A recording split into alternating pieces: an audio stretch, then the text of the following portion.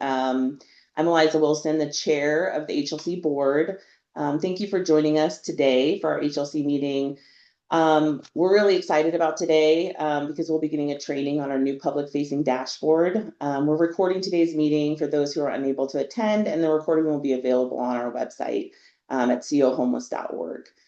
We're excited to share the new HMIS data dashboard. Many years of work have gone into creating the public-facing tool, and we're excited to have the information more accessible to the community.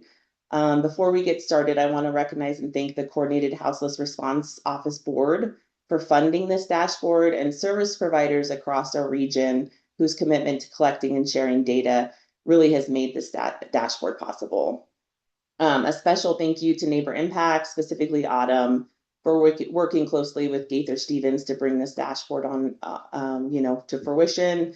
And finally, we want to welcome and thank Gaither Stephens for taking this contract, creating our local dashboard, and helping us make our data work go to the next level.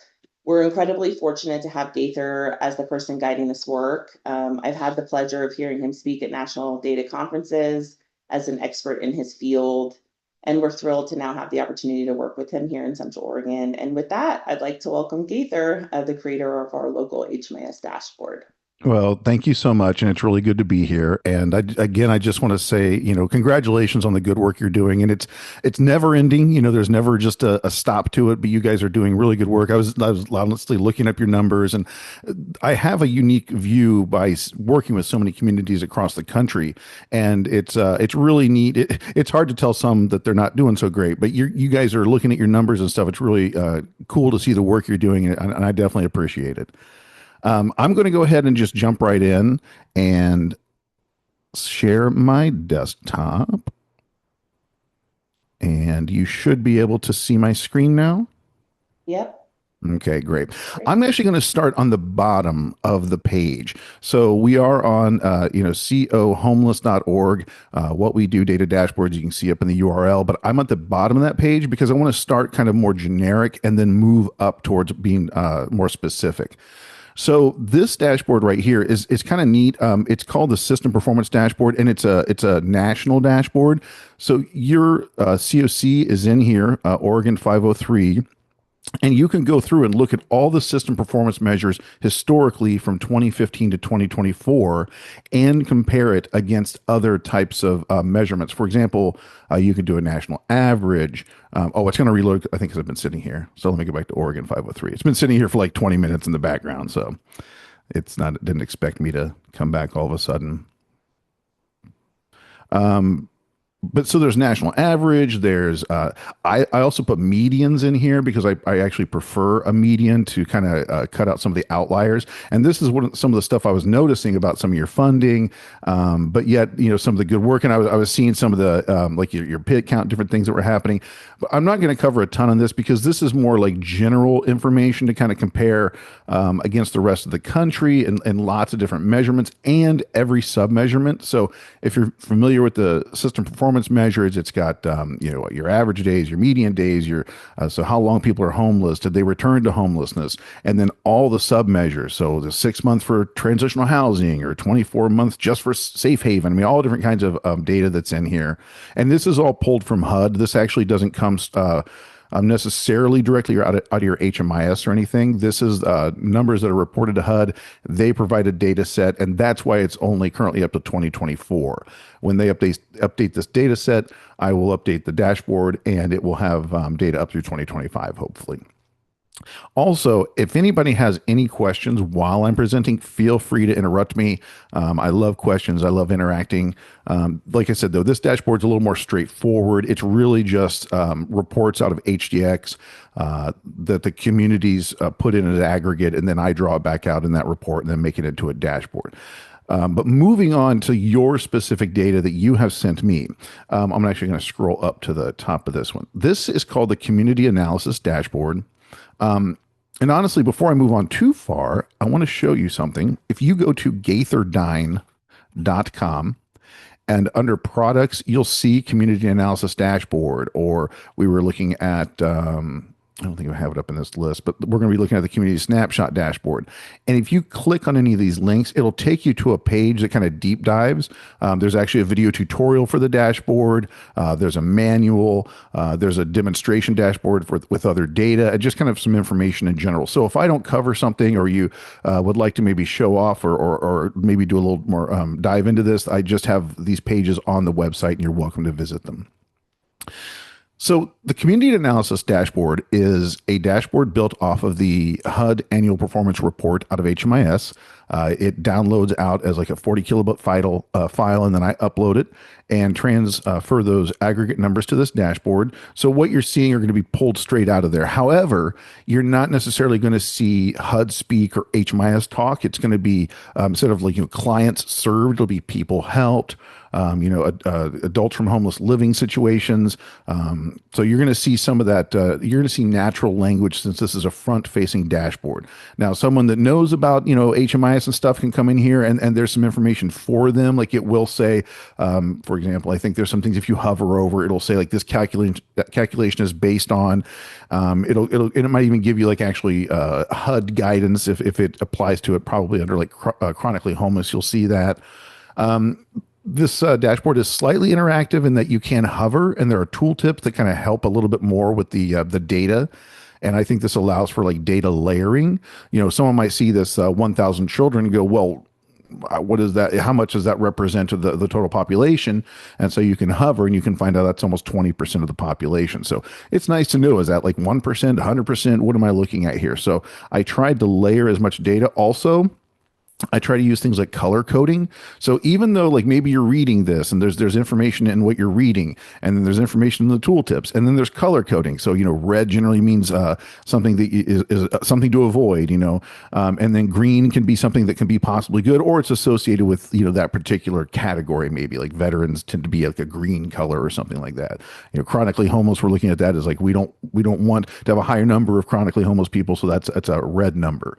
And then neutral might be more like a blue or something. But I just try to layer as much information easily into these dashboards without necessarily overwhelming somebody. We have everything broken down, and I did kind of pick and choose from the APR because it's an 18-page PDF when printed, and there's just too many. It's like 28 different sections now. So I just highlighted the big ones I think people in the community would want to see. There's not a ton of interactivity as far as filtering on this, but we are able to look at things like the households based on all households, chronically homeless households, or like veteran households, for example, and we can go through it. Now, it's only going to switch these two visualizations right here, just the households composition, and then the age group. And that's just a limitation of what's on the APR itself. So I had a limitation with that, but I was able to kind of make it slightly interactive. Of course, you see sex. And I see a number problem there. I'm going to fix that. So anytime you see a problem with any kind of calculations, you need to just feel free to email me and let me know. I can tell you right now, this is probably coming from the fact that the gender to sex is kind of interesting with the transition from the HUD standards. So I'll make a note of this and should have this fixed later today.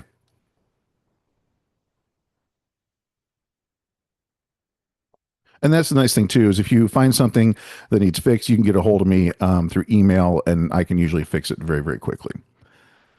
So we have race and ethnicity, and everything is updated for the new standards. However, one thing that's slightly different, if you have somebody that is in multiple categories, maybe they're in the Black African American or African category, and they're in the white category, and maybe Middle Eastern or Northern African category, maybe they're in all three.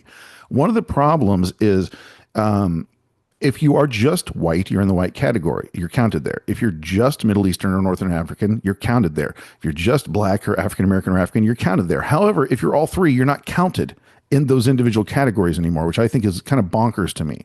So I went ahead and put those back in and rolled them in. So if someone has multiple categories, this visualization will show that. It's not going to say that there's a new category that's Asian or that's Black, African American, African slash Middle Eastern or Northern African slash white. It's just going to go ahead and individually count these people into these numbers. So these numbers might technically total to a higher number than the population because someone might have multiple categories or cover multiple categories.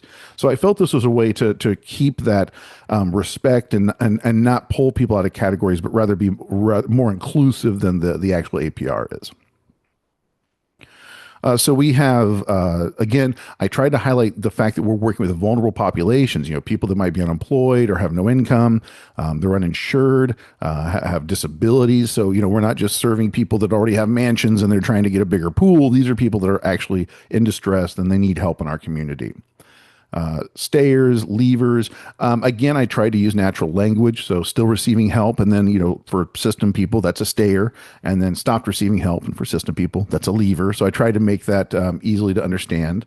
Again, pop up tips to kind of help, make things a little more understandable and easier to read. So percentages in there as opposed to just raw numbers. But I tried to provide as much as possible, especially if there are calculations. I tried to put those numbers in there as well. So we're covering like length of time here and how those look on the APR for the whole system. And then data quality. And I wouldn't worry too much about this. I mean, I'd love to see data quality go up. A lot of times this is based on things like social security numbers. And I put this in here as a tooltip to help communities because people might see this and go, oh my gosh, why is our community doing terrible? But if you look right here, it says that there are some projects that only record maybe a partial social security number. And while to HUD on the APR, that's technically a negative, that may not be a necessary evil. That might be something that, you're doing to protect clients or whatever it might be. But for some reason, data quality under the APR is still counting that as a negative. So social security number is the big one on that. And really, that's why I kind of pulled out this destination and relationship DQ because they're really more important. And I would look at this destination, and that might be a project type thing. There might be people, maybe you have a day shelter or something like that. Sometimes that destination can be tough on that, or possibly a street outreach. And anything on the dashboards that you see that you go, oh, I'd like to know more about that. I'd be more than happy to do some further talking about it.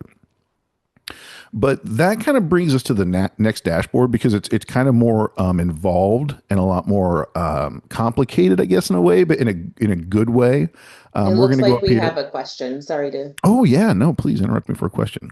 Is go it ahead, in the Megan. chat or? Hi, sorry, this is Megan. So and I agree with you, Donna. Like, I don't think the data quality that's really hard for someone coming in to understand what all that means. It Right. just looks really bad, and it's there's not a lot of explanation there. And then the other thing is, if I'm a member of the public and I'm looking at this, I'm going to think that maybe we were like lying to people about our pit count because the lever stayer thing, it says like 3,000 and it's people like still receiving help. And so if I'm that's not the same number as our pit count, right? And so No. I'm a little worried about people thinking like that the data from our pit count is not correct. And I don't know if there's another way that we can sort of explain that stayers is not necessarily just people that. Am I making any sense?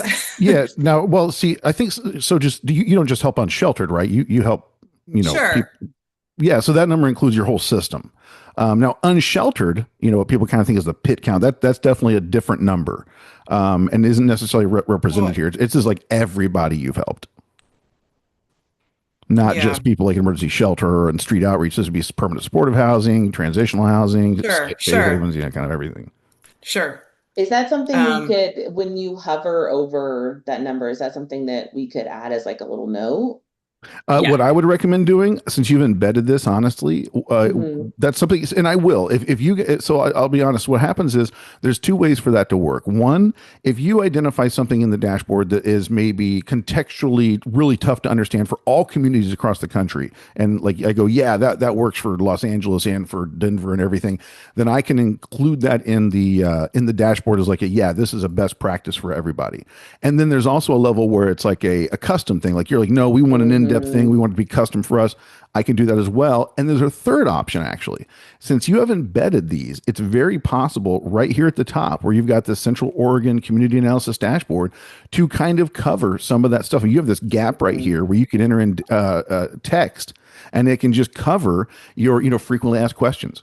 People want to know, why isn't our pit count blah blah blah? Then you say, well, the number here represents this, and this is actually a way to begin dialogue. Now, yeah, you might get some people going, I don't know if they're going to like this, and that's true, but that's a starting point, and I would be careful trying to avoid that up front. Now, some things you can maybe soften, but sometimes those conversations are good because is that destination error bad, or is that stay or leave, or is that something that we need to actually look at? And then like I said, the FAQs can be a really good way of kind of expanding on that. And I would put something like that right here, and you're going to find that with a little bit of context and a little bit of explanation, you're going to satisfy probably 90 to 95% of the people that have complaints. Yeah, that's great. This is my take on it. Okay, and then I see John has his hand up too. Yeah. Hey, Gaither. Good to meet you. Nice to meet you. Yeah. Yeah, a couple of things. So I think the pit count counts all those folks. So it counts unsheltered, sheltered, folks in transitional. It may even count people who are precariously housed. I was led to believe it's a difference of timing, that this number is so much higher because it counts across an entire year or a much larger. And actually, yeah, that's actually a good point. That is true as well. Yeah. That does factor in. So, and it's interesting because the pit count gets, so you're right. The pit has unsheltered and sheltered. However, what generally happens is the number that gets tossed out is the unsheltered. That's the one that people talk about the Yeah. most. And then, but Yeah. you are also Right. right that, yeah, you're looking at over time as opposed to that being a census of one day. So it's a mixture of that. It's the one day versus the whole year. And then also the people that in your system are sheltered and unsheltered. So yeah. And that's where kind of education comes in. And like I said, putting FAQs up at the top. And if we have these questions, and I think other people do too, and then we address it and we go, okay, cool. Now we've kind of, rather than other, because the problem is sometimes we avoid these things and then people never have the option to get their questions answered and us to resolve them. Yeah. The only other comment, so the leavers versus stayers, I think if I understand correctly, leavers includes not just people who stopped using services, but people who actually exited homelessness as well. So, Correct. and that would be everybody who exited homelessness during a period, plus other people who may have just dropped off the system for whatever reason, and maybe we'll see them again or we won't, but that's not uncommon either, right? So that would be That's absolutely correct. Yeah. Okay.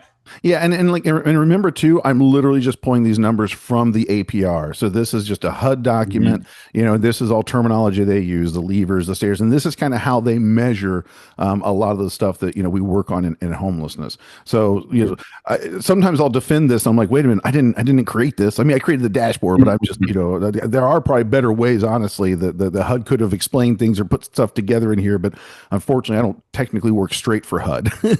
I do fix a lot of their errors and help them with that, but that's a different ball wax. Okay. All right. Thank you. But that good. Thank you for that, though. That was a good point. We are looking at a whole year as opposed to just a particular day. Okay, now I'm going to scroll up and look at, I'm going to start with the snapshot dashboard. And this one's going to be a lot more involved. So I'm going to go through the dashboard. You're going to see, honestly, I did some of the same things as far as finding some of the vulnerable populations to highlight to make sure that people know this is who we're working with in the community. But some of the differences you're going to see with this dashboard right away, first of all, you can hover over any of these lines. And now we're looking at what happens over time. So this is great for if you see giant spikes. I've seen communities where they'll have a very low spike for children households, and then all of a sudden there's a big spike in a certain month, and we can actually dial into a specific month and find out, what was going on right there, as opposed to just having a giant number for the year and not knowing if anything's ever changed. Like, was it lower in May? Was it higher in December? Like, I have no idea. It's just a giant number for the year. Unfortunately, numbers like that aren't truly helpful. So that's why I love showing changes over time and what's happening with the system. Like, for example, if you look at this inflow outflow by month, you can see over the last year that there have been more people entering the system than leaving it. And you can also see this kind of census line right here under people kind of slowly trickling up right here. Now, this could be homeless prevention, could be, this isn't all just homelessness. And that's why I kind of separate this out over here. But you can see the homeless line slightly ticking up a little bit. So kind of interesting. But again, that's people in the system. That's not necessarily street homelessness. So this could be, the good thing is you guys with funding, you're also increasing capacity. So it looks like you're actually serving more people. So that's a good thing. The people on the streets, obviously the really, the thing we really, really want to avoid. We don't want anyone in the system if we had a choice, but we'd rather be in the system working towards housing. And that's what this is showing me right now. And you can see like how you've got some spikes when people got housed, like a lot of people in December. That was a big housing spike. And then maybe in May, not as many people. Sometimes this can be accurate. Sometimes this could be timeliness. Sometimes people will maybe not put their data in for a month or 2 or 3 months, and then you'll have someone just do a whole bunch of data entry all the time. And that can unfortunately lead to some of these spikes if they're not doing the entries at the right day. They're doing them when they happen to do it. So I'm just kind of speculating and showing you different things I've seen across other communities. Just kind of giving you a caveat. But we're seeing this inflow and outflow now. So this is kind of that levers and stayers we were talking about to some degree. But it's more levers and I guess people entering. But it's neat to be able to kind of see this by month, what's actually happening in the system, what's happened historically. We've got this for chronically homeless, for children. And again, it's this neat way of going, well, how many in this particular month? And like you were pointing out, John, if you look at 1 month for like children, 635 over the course of the whole year, it's just over 1,000.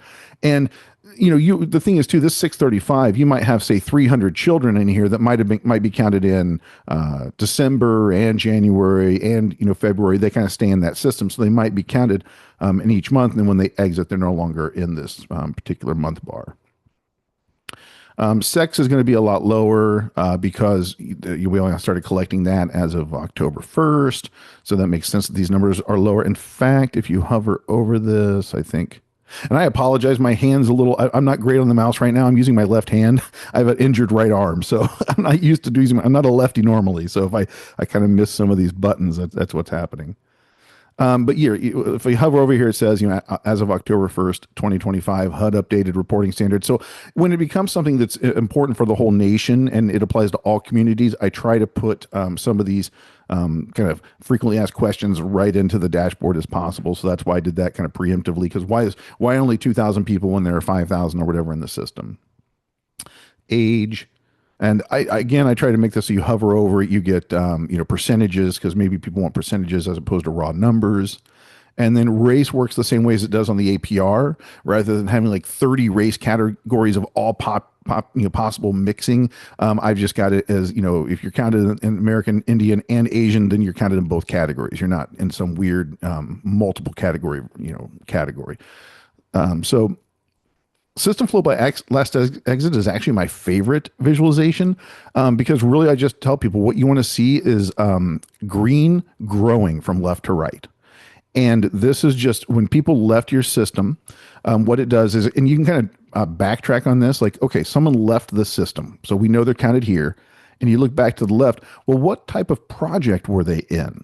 Okay, well, then what was their living situation when they came into our system? So you're seeing a lot of people in the homeless category going into emergency shelter, and then a lot of them going to, now others not great. I don't love seeing other, don't worry though, I see this for a lot of communities, but it would be interesting to see, what this is, if it's data not collected or client refused. There's lots of different things I've seen in different communities for different reasons. But ultimately, what you're seeing here, though, is you're seeing this permanent. Now, it is interesting because you have a lot of you do a lot of homeless prevention, and a lot of communities don't do that. And I've heard that's been really effective for your community, which is really good. And I'm seeing that homeless prevention really kind of do its work here. Let's see what else we've got. I mean, very few are coming out of here up to homelessness, it looks like. So that's good. Some of your shelters going to temporary, and a chunkier shelters going to permanent. I mean, that's really healthy right there. Love seeing that. Data quality over time. So this is something that gives a little more of that nuance rather than just a grade. It's showing you what are the errors. And here's that sex, 2,138. And I believe I have that in here. Yeah, it talks about Social Security not needing to be necessarily meaning that there's a true problem. And I even talk about the whole sex thing in here. So I'm hoping that people will hover over this and go, oh my gosh, what's up with that number? Oh, hover or touch here for visualization information. Oh, well, that explains exactly the thing I was thinking about. But this shows like, and this is kind of common. You see a lot of data quality like this grow. And then when the system performance measure period comes around, or LSA or whatever it might be, then those data quality errors kind of go down, and then they kind of creep back up. So this is pretty normal in communities. I see quite a bit, but I'm not seeing a ton of problems like I do in some communities, honestly. And then while that takes us through the visual part of the dashboard, I'm going to now kind of go to the more powerful part of the dashboard. I built this like an application. So you can click on this eye and it will take you to information about how to use the dashboard. And one of the things it talks about it's the filter section. So if you go to the filters, you can now do ad hoc reporting on this dashboard. So I can choose the date range. So I could switch this, maybe just make it for a month or for 6 months or whatever using the drop down. I could also do project types. So maybe I just want to make this a homeless prevention dashboard. I can just choose homeless prevention, and then I could go to the front dashboard, and now I'm only looking at this project. I could look at different combinations, maybe street outreach and emergency shelter, or maybe permanent housing, and whatever, different variations. But this becomes like a neat way to see who's going through each project type. And it does take about 30 to 60 seconds to show the dashboard again, because it's doing all the calculations in real time off that data. So now we're looking at our homeless prevention. Now this becomes interesting for data quality. Like, homeless prevention, what about these 88 people? I would, want to be able to look at these client IDs and maybe go into my system and see, what happened here. Why did they go into homeless prevention with a homeless living situation? And sometimes this is household members sometimes. Like the head of the household doesn't, and somebody else in the household, their living situation is not quite right. But so that's not too unusual. But it's neat that we're now just looking at this as a homeless prevention dashboard. And yeah, we can see right here, these are these people that we were talking about, some of them coming in from other situations. There's the homeless, like for example, we were looking at. And that homeless up the top was everybody, stayers and leavers. Remember, this is only looking at leavers. That's why that number is lower. But it's kind of interesting to see what's going on. And there are some people that actually exit from, not many, which is good, not many from homeless prevention to homelessness, but that you see stuff like this because this is showing kind of an extreme view of your system. So it's going to catch those kind of outliers that are normally kind of hidden for people. You can also do this with your projects. So maybe you want to just look at one particular agency. You can actually deselect everybody. And then you could go in here and just select like the J-bar-J, or you could look at all the NI impact, and this becomes an agency dashboard, or even just a project dashboard if you want to do it that way. And then I even allowed this way to slice by population. So maybe you wanted 25 to 34, and you could do like veteran, that are in a certain race or whatever you wanted to do. You kind of go through and filter this and slice it, and it'll actually tell you that up in the top left-hand corner, and then you can go back to the front page, and the dashboard will do the calculations, and it'll show you basically a whole brand new report. So this is a way for people to kind of run HMIS reports outside of HMIS on hashed data that is protected.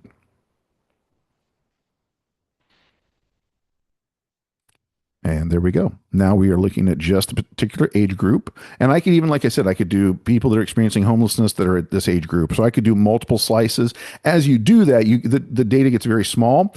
And one thing you'll notice is for privacy purposes, anything under 10 people will not show on the dashboard. So that's just a way to protect people so that you go into one project and it shows a person of a certain age, race, and all the specific information. They could figure out maybe who someone was. So to protect the information of people, I made it so that less than 10 matching records, it's just going to give you that little error right there and not even show you anybody. I'm going to go ahead and pause right now because I feel like I've been talking a long time and showing a lot of stuff. So I want to go ahead and make sure I give time for any kind of questions, feedback, or if there's anything else that you would like me to cover.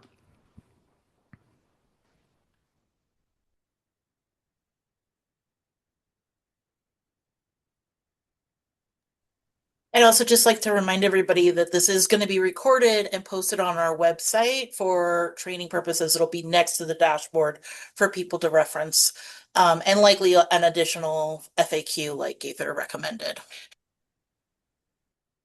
Yeah, and I will say just overall, I mean, I can see, I can definitely tell the good work you're doing in the community, and that's one of the nice things about when I get to meet with communities is I do see so much across the country, and it's nice to go, yeah, you guys are doing good work. I can see it in your data.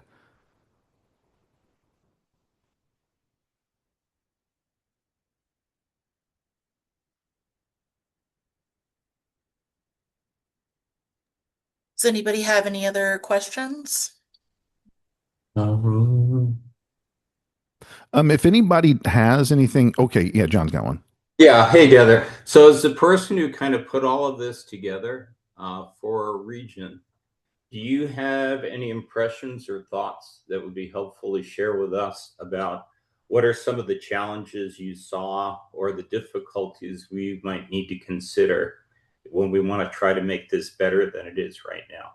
Do you have any, like, to build on this, to take this, which is a lot, but with, you know, over time we'll be looking at things and trying to figure out how to make it even better. Did you see anything that you thought would be helpful to us in that regard? Well, I first of all think you've been very proactive, and a lot of communities have not been. Your HUD funding, like I said, was lower than it should be. I think you're like in the bottom, like bottom 15 of the country or something weird for, like, you know, how much money you get per person kind of stuff. And that's pretty common with, you know, rural situations. And you're in a unique situation where you have way increased housing demand, and your funding did not follow that. So I think you guys could have been facing a much larger crisis if you hadn't been so proactive and you hadn't had the funding. And it looks like you guys are doing things like, and I might be speaking out of turn, but it looks like you guys have kind of diversified your CoC collaborative applicant and your HMIS and kind of keeping it separate. It looks like you guys are, whatever you're doing, you're going in the right direction in everything that I'm seeing. You're proactive, you're involved, your community's numbers are going the right way. I'm not saying it's a mission accomplished thing. I think you have adversity that you are really doing well at maintaining and not letting become a problem, is what I'm seeing. Okay. All right. Thanks. Yeah, and unfortunately, I don't always have those kind of words to say to all the communities. So I see some really neat stuff sometimes, and then I see some things, and it tends to be, believe it or not, some of the bigger communities that get so much money, they're not necessarily more effective with that money. But what you guys are doing with what you've gotten has been, I can see it in your system making a big difference. Thank you. Mm-hmm. And I'd like to say too, as a follow up, if there's anything that I haven't covered that you later on you go, oh, I wish I'd like to have known about that. My website is gaitherdyne.com, and you can email me on that. You can set up a meeting if you want to talk or whatever. But feel free to get in touch with me. My email address is gaither.stephens with a PH at gaitherdyne.com, and I'm more than happy to answer any questions or do kind of any follow-ups, because I know a lot of times it's like there's a lot of spinning in the head and a lot to digest, and later on it's like, hey, well, he didn't talk about that. So I'm more than happy to do kind of any follow-ups on that stuff. There's a question in the chat. It says, I'm curious if there's room to change what data elements are included. If I'm understanding the unemployment figure correctly, we aren't taking into account different types of income and folks who may not be working due to disability. I would opt for a different figure that would be more inclusive of varying types of income. That's possible. Like Hey, I said, Gather, I, that was oh, me. oh yeah, yeah, yeah. Sorry, that was my question. I'm Megan with Oh, you're West fine. Central Oregon, and I do see we have the no income element next to it. I'm just afraid of information that might add to stigma and stereotypes about folks who are unhoused in our communities. So that's why I ask. I'll tell you what, I built this off the APR several years ago, so I'm pulling straight from HUD. Um, I can't remember what section this came from. Obviously, it was the income section. And I think the point of this was like to show like the vulnerability. I would probably address something like that up in the FAQ. It'd be my suggestion. Could I do a different number? Sure. We could definitely do stuff in there differently, but that would probably be a customization type thing. Um, would be I, my. I would also add that that is probably one of the more common points in HMIS that providers don't go back to and update when someone does gain income in their program. And so I think that also identifies for a space where providers can go back and do those updates when they have that client has achieved income or even the unearned income. Yeah, I mean, because this isn't just, yeah, I mean, because one of the things we used to do in our system is like make sure, are the people on SNAP, are they on SSDI, are they on, make sure they have all they're utilizing all the resources available to them, and then even recording, minor increases. If there's an SSDI increase that's federal, then well, everybody on SSDI in your system should be getting an increase. So a lot of these numbers are in that APR for reasons for people to go, oh, is that number low or high? Let's investigate. Oh, we should be making changes in our system. Or like I said, if it's something that you're like, well, we don't like the way this is represented, then I think that would go well in like an FAQ up at the top that says, hey, this is a little more nuanced than it may appear, so here's the understanding. And sometimes I think it's good to be preemptive like that, but sometimes you also kind of have to wait till people complain. You almost can't. You have to be careful not finding problems before there's a problem. But I also agree that you have to definitely be sensitive and make sure you're not painting a wrong narrative. So I agree with that for sure. Yeah, I wonder if there's room in our community to like look at, the data elements that are included and also the language that we're using, because this is great. It's really good data. And I'm afraid folks won't understand like what a lever and stayer is. There's a lot of nuance to all this information. And if you don't work in this field, you might not really be able to understand what this is showing because of those terms. I don't know if that's an option, but I think that would be a good idea. I think it's definitely a possibility. And as people have questions, I would definitely address them. Like if someone comes to this dashboard and they leave feedback with you and they say, yeah, I didn't understand this. Absolutely. We'll address that. Thanks.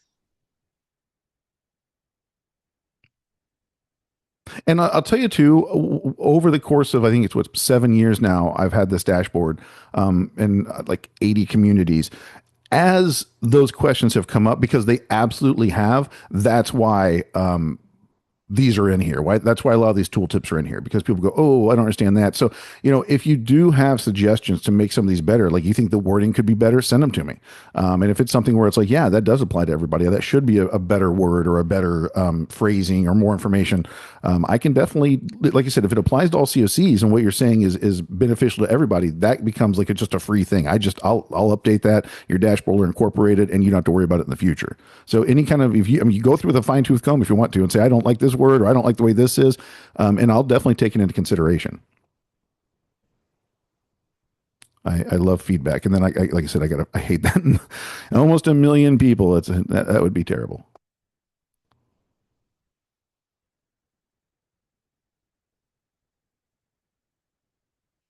But that's the basics of what I have, and I really, if anybody has anything else, I would appreciate. Sorry, I haven't been monitoring the chat real well. I've been mainly watching like the hands come up. But like I said, I'd love follow up, and if anybody needs to get a hold of me, feel free to do so. And I just, thank you for your time, and hopefully I've got some new stuff in the works, maybe even to show people later down the road. I would actually like to get into more kind of system flow and some neat things. So that's kind of something I'm working on, and hopefully can and show you soon. But yeah, I love feedback. I love incorporating it. It makes my life easier, and it makes the community's lives easier. So I love it. Yeah, I just want to say thank you for your time, and any follow-ups, feel free to email me or let Rosie or anyone know, and they'll get a hold of me, and we can follow up on that. Great. Thank you so much. Thank you.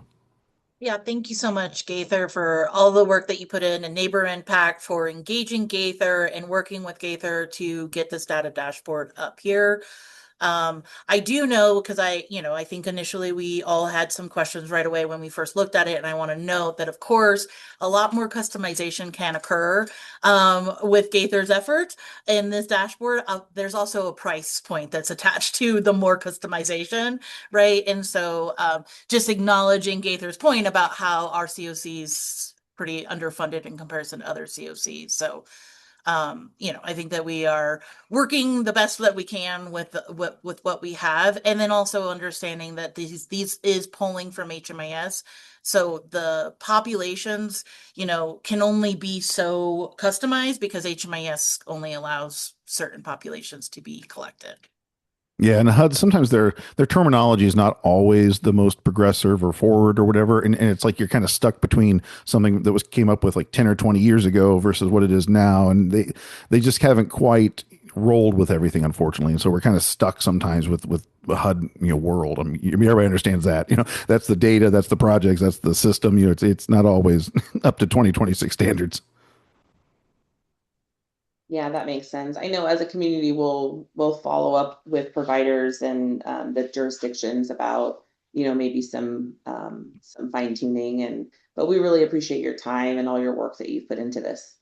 No, absolutely. And something I'll offer up as a ending kind of thing. If you do see something in here and you go, we'd like to know who are these people. There's 83 in this category. We don't like that. I can give you client IDs or personal IDs based on the hash numbers. You'd have to look them up in your system, but I could give you kind of a path towards finding something like that. So that wouldn't be a problem at all. If you see something in particular, like, oh, we had 10 child households. Who are those children? I can figure that out for you. Thank you. Mm-hmm. All right. So we'll probably end recording soon. Again, we'll follow up with folks if folks want to meet and talk more about this and fine tune some language or various things. I know we'll be following up as a board to talk about data quality and various other things. Next month for a monthly meeting, I believe it lands around the time of Labor Day, so we'll likely be rescheduling for the second week in September, but we hope you all have a good weekend. Thank you again for your time. I really appreciate it. Thank you.